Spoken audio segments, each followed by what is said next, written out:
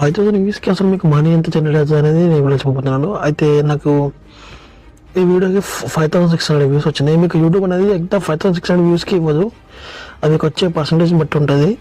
ఇక్కడ ఎంగేజ్మెంట్ అనేది చూసిరా, ఇది దీంట్లో మీకు ఎంగేజ్ అయిన వీడియోస్కి మాత్రమే యూట్యూబ్ అనేది రెవెన్యూ ఇస్తుంది. నాకు 2.5K వ్యూస్ వీడియోస్ అనేది జనరేట్ అయింది. అంటే 46.9% అనేది నా వీడియోని వాచ్ చేసారు.